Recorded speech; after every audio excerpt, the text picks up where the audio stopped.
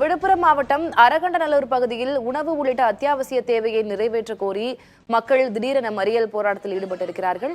விவரங்களை செய்தியாளர் மோகன்ராஜிடம் கேட்கலாம். மோகன்ராஜ், அரகண்டநல்லூர் பகுதியை பொறுத்த வரைக்கும் ஏன் மக்களுக்கு இன்னும் நிவாரண உதவிகள் எதுவும் சென்று சேரவில்லையா? அடிப்படை தேவைகள் உணவு கொடுக்கறதுக்கு அங்க யாரும் அதிகாரிகளோ மீட்பு படையினரோ யாரும் வரவில்லையா? ஏன் மறியல்ல ஈடுபடுறாங்க? என்ன விவரம்?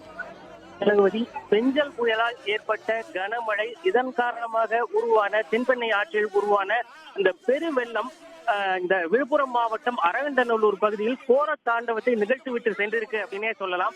குறிப்பாக வீட்டில் இருந்த உடைமைகளை பலர் இழந்திருக்கக்கூடிய சூழ்நிலையில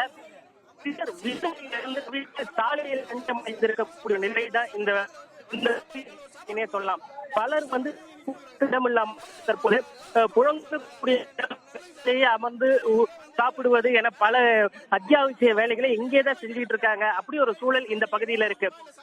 அரகண்டநல்லூர் பகுதியிலிருந்து திருக்கோவில் செல்லக்கூடிய பிரதான சாலை பல இடங்கள்ல துண்டிக்கப்பட்டிருக்கிறதுனால வாகனங்கள் எதுவும் இந்த பகுதிக்கு வர முடியாத ஒரு நிலை ஏற்பட்டிருக்கு. கடந்த 3 நாட்களாக இதே போன்ற ஒரு நிலையில் தான் இப்பகுதி மக்கள் தவித்து வருவதாக வேதனை தெரிவிக்கிறாங்க.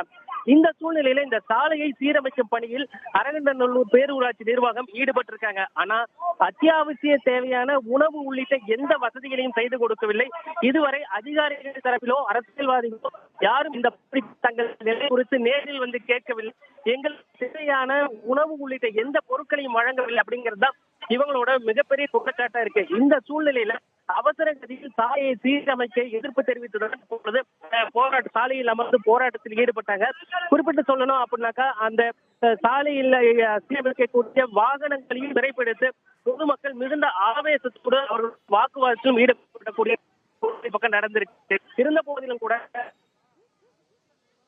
அரகண்டநல்லூர் பகுதியில் தற்போது கவனம் தேவைப்படுகிறது, உதவி தேவைப்படுகிறது. செய்தியாளர் மோகன்ராஜ் விவரங்களை வழங்க கேட்டோம். அவருக்கு நன்றி.